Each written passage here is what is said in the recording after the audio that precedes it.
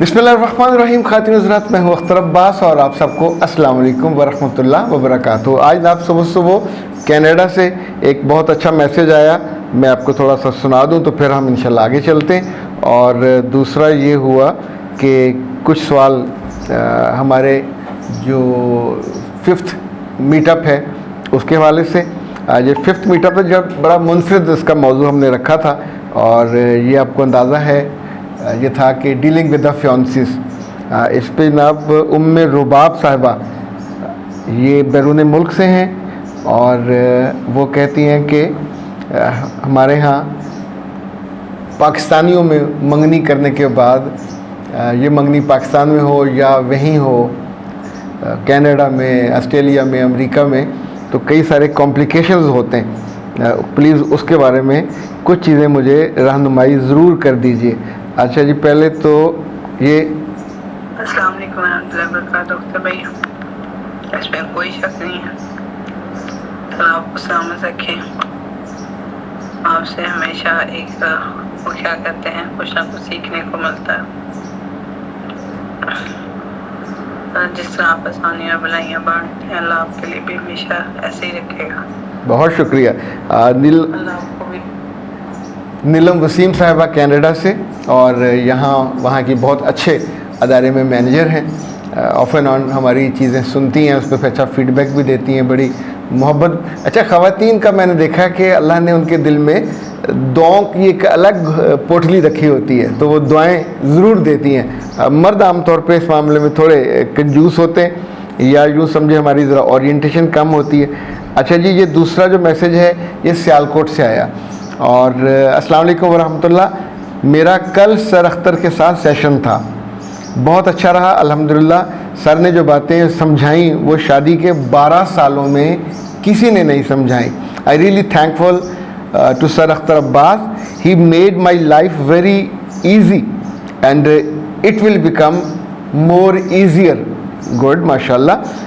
अल्लाह उन्हें अपनी आफ़ियत में और ईमान वाली ज़िंदगी में हमेशा रखे, आमीन। उन्होंने जो बातें सिखाई हैं कल के सेशन में, उन पे अमल करना थोड़ा मुश्किल है, लेकिन मुझे अभी समझ आ रही है कि नामुमकिन नहीं है, अगर चूँकि अब तक मैं उन बातों के ख़िलाफ़ चलती आ रही हूँ, जिस वजह से 2 बच्चे होने के बावजूद हमारी ज़िंदगी में काफ़ी उथल पुथल होता रहा है। और उन्होंने मुझे जो 3 बातें बताई वो मैंने पल्लू से बांध ली हैं, दिल पे लिख ली हैं, कागज़ पे लिख के रख ली हैं, और उनको सिंप्लीफाई करके ये किया कि उसको अंडरस्टैंड कर लिया है। और ये तहरीर सर तक ज़रूर पहुंचा दें। जज़ाकल्लाह खैरन कसीरा। अच्छा जी, ये उन्होंने साथ अपनी तस्वीर भी भेजी है, ये वहाँ से सियालकोट में सेशन में ख़ुसूसी तौर पर तशरीफ़ लाई थी। अच्छा, तस्वीर में मुझे लग रहा है कि मैं भी ज़रा स्मार्ट ही लग रहा हूँ। ओके, अच्छी बात है बेटा, बहुत शुक्रिया आपके यूँ अच्छा फ़ीडबैक देने का और मोहब्बत से याद करने का। इससे बड़ा इंसानों के लिए तोहफ़ा नहीं होता कि इन योर एब्सेंस आपके लिए मोहब्बत भरे लफ्ज़ कहे जाएं जिनमें दुआओं का तड़का लगा हुआ। ओके जी, उमेर बाब ने कहा कि प्लीज़ मेरी बेटी को बताइए, वो उर्दू समझती है और अंग्रेज़ी बोलती है, कि उसकी ज़िंदगी में मंगनी के बाद रेड फ्लैग्स कौन कौन से होंगे। और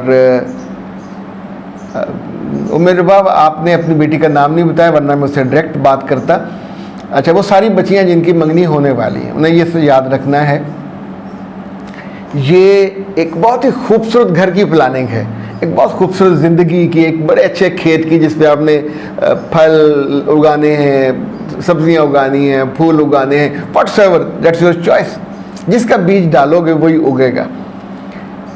जैसे हर घर की बाउंड्री होती है, हर रिश्ते की भी बाउंड्री होती है। चाहे आपको बहुत ज़्यादा पसंद हो, आप बिल्कुल डुल जाएं, आप किसी के घर के दरवाजे पे जाके नहीं बैठ सकते, और ना उसको अपने दिल का दरवाज़ा खोल के अंदर बिठा के तो कुंडी लगा सकते हैं। उसकी जगह अपनी है, आपकी जगह अपनी है। सो बाउंड्रीज़ में याद रखिएगा, लड़कियों की जो पहली बाउंड्री है वो उनकी रिस्पेक्ट की है।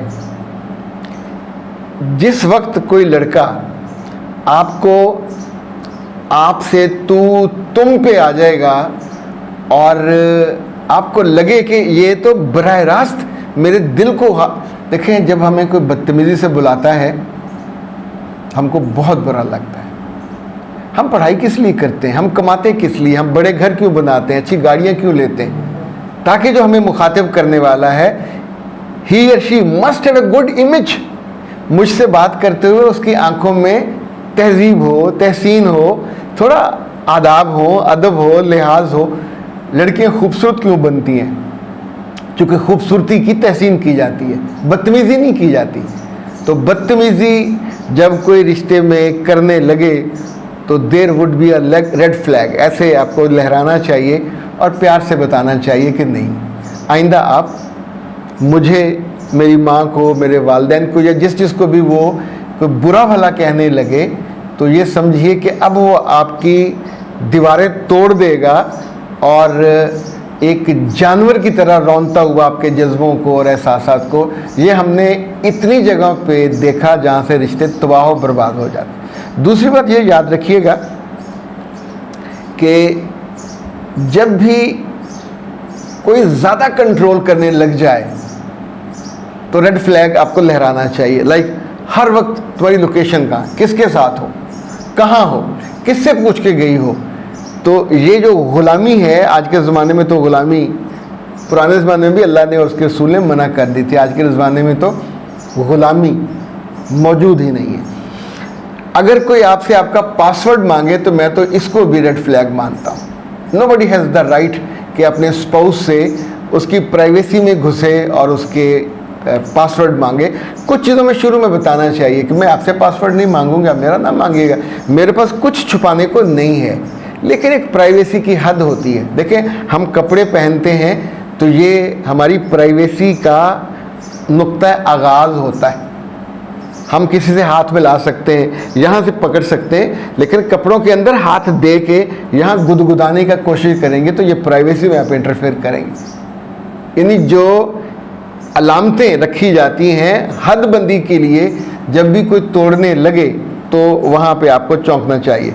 इसी तौर पे अगर कोई बार बार आप पे गुस्सा करे और बाद में क्या सॉरी मुझे गुस्सा आ गया था, तो रेड फ्लैग आपको बहुत लहराना चाहिए कि जो अब इतना गुस्सा कर रहा है, अपनी नामुनासिब, नावाजिब और ऐसी चीज़, ऐसी आदत पे काबू नहीं पा रहा, जब अभी मोहब्बत का आगाज़ है तो बाद में तो ये बिल्कुल वैसी जानवर की तरह, वो जो होता ना, आई डोंट नो गैंडे के वो होते हैं आगे कि नहीं, वो आएगा तो सीधा आपको मारेगा, या ये जो पिग की थोथनी होती है वो भी आके मारेगा। तो जिसके पास जो होता है, हिरन गुस्से वाला हो तो अपने सींगों से, अल्लाह माफ़ करे, वो चीते के पेट में सींग घुसा देता है, ऊपर उठा लेता है। तो गुस्से वाली कोई चीज़ भी आपका दिल, आपके इमोशंस, आपका रिश्ता उसको चीर फाड़ करके रख देगा। अच्छा, चौथा जो है रेड फ्लैग, यूरोप में, अमेरिका में, उन जगहों पे तो कोई झूठ बोलना गुनाह, इससे बड़ा गुनाह कोई है नहीं है कि अगर कोई गलत बयानी करे। हमारे यहाँ लोग इसको करते हैं, गलत बयानी करते हैं, झूठ बोलते हैं, लेकिन झूठ बोलने को एक रेड फ्लैग मानना चाहिए। किसी तौर पे अपने आप को बड़ा करने के लिए, ख़ानदान की बड़ाई बयान करने के लिए, कुछ और ऐसा कि जहाँ आप गलत बयानी करें, झूठ की बुनियाद पर रिश्ते नहीं चलते। और एक और बात याद रखिएगा, जो आखिरी चीज़ है रेड फ्लैग, जिसको मैं लड़कियों के लिए मानता हूँ, अगर कोई रिश्ता पब्लिकली आपका मजाक उड़ाए, खाने की टेबल पे, अपने रिश्तेदारों में, इधर आपके कपड़ों पे, आपके बालों पे, आपके बनने संवरने पे, आपके रंग पे, आपकी पढ़ाई पे, तो आप सोचिए कि वो पब्लिकली आपकी इज़्ज़त का मुहाफ़िज़ नहीं बन रहा। यूँ समझें, रेड फ्लैग्स तो और भी बहुत सारे होते हैं, पर हर लड़की को अपने रेड फ्लैग खुद भी तय करने चाहिए। ये मैंने 5-6 बताए हैं, ये आपकी रहनुमाई के लिए। और अगर लड़के सुन रहे हैं तो ए प्यारे बच्चों, लड़कियों को ग्रीन फ्लैग दिया करें, रेड फ्लैग लहराने का मौका ना दिया करें, इससे मोहब्बत मर जाती है। आप मोहब्बत के ग्राउंड से ही बाहर हो जाते हैं। आपको पता ना, रेड कार्ड दिखाए तो आप ग्राउंड से बाहर हो जाते हैं, उस गेम से बाहर हो जाते हैं। अख्तर अब्बास को दीजिए इजाज़त। अस्सलाम।